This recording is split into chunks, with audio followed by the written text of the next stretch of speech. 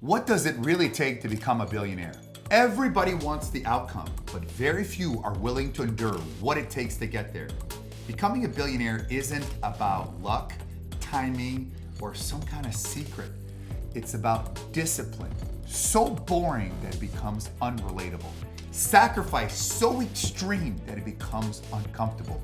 Because to become successful, you have to always be uncomfortable. Now, the belief to succeed is often so irrational that some of us look at it as insane until it finally pays off. In this episode of Business as War, we're not talking about net worth, but we're actually talking about the cost of war. What billionaires do when no one's watching, how they negotiate, repeat, and always reinvent themselves until the world finally pays attention. This show is not about motivation. It's about how to have a mental edge over your competition.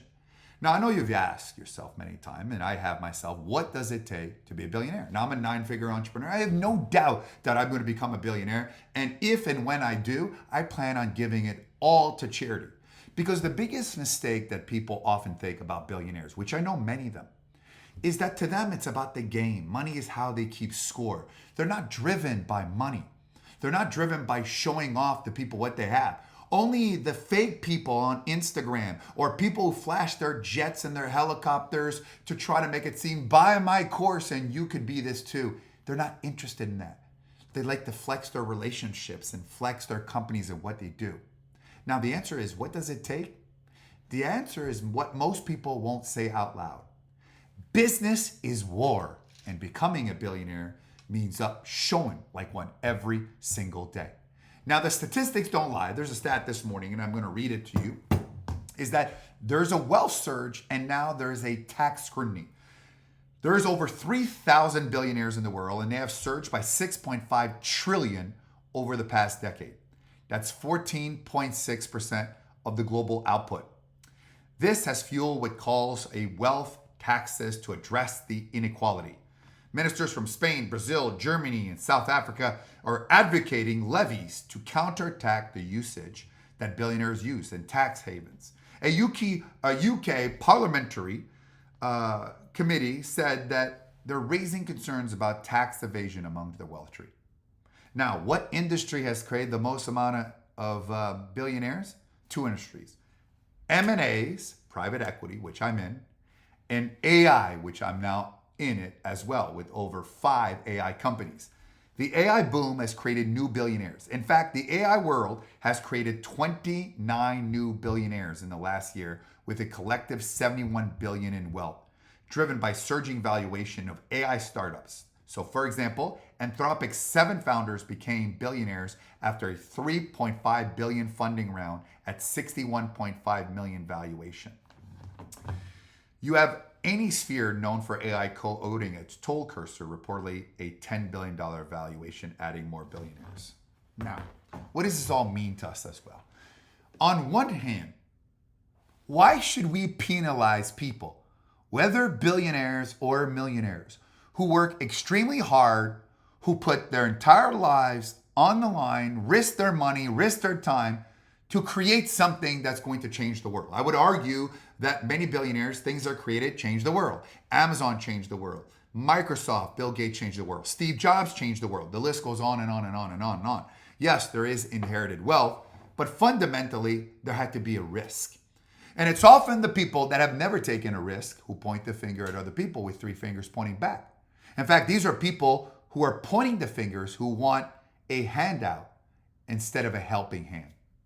Now, on the other hand, some might argue there's so many billionaires, there's so many people that are starving out there, there's so many people that would be very needy of this money.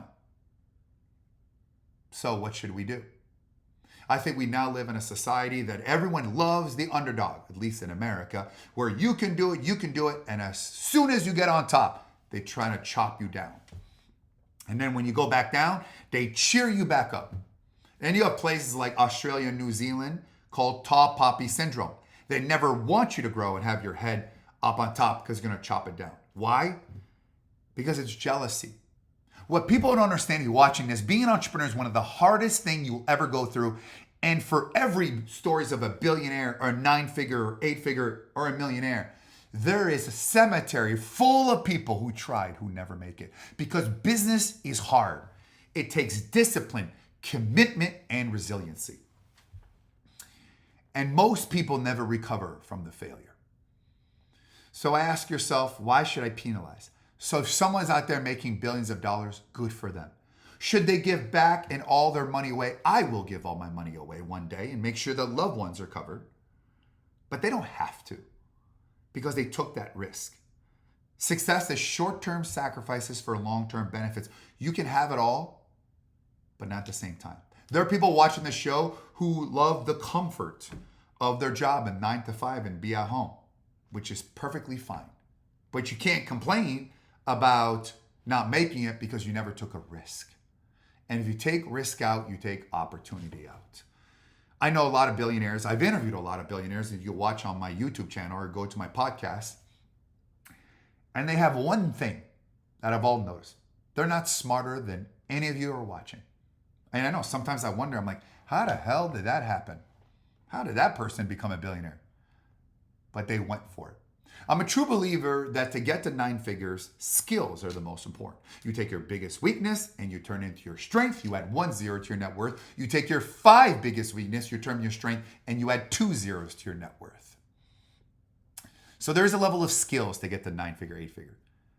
But to become a billionaire, it takes a level of risk and luck also. Right time, right place, right opportunity. Had I not gone here, wouldn't have talked to there, had I not put my invested, and sometimes they would put deals and opportunities that you and I would never do.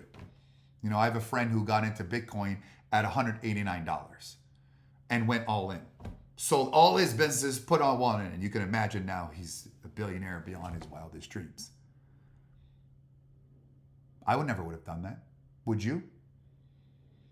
Jeff Bezos quit his corporate job, which was making a lot of money, to start something that had never been started, to sell books online.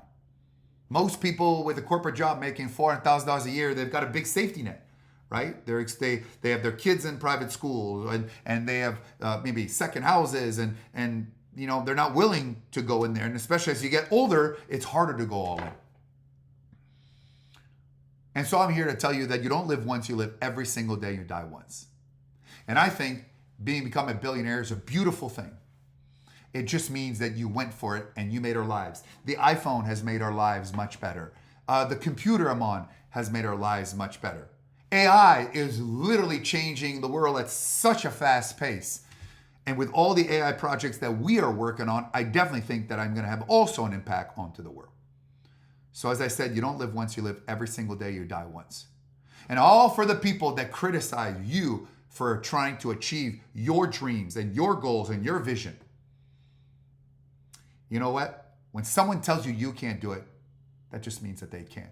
Do you ever notice that if you have a celebrity that starts a business, your friends and your families, they'll all like and comment and say, wow, congratulations. But then you start your business, they'll say, you're never going to make it.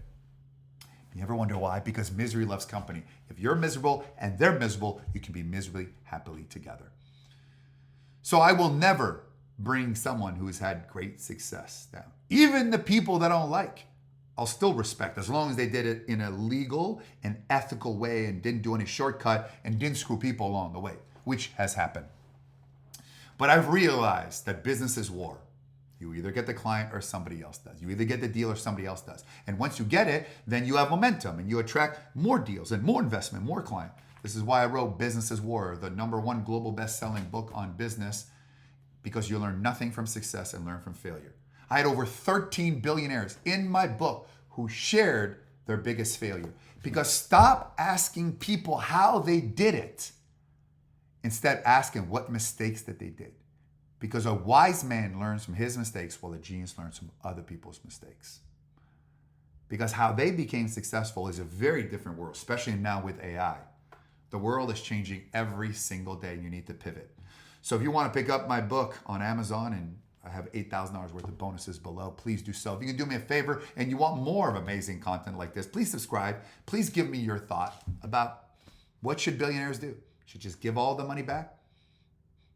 Or, you know what, should we celebrate their success and learn from them about what they did so that we can become better entrepreneurs, if that's something that you want.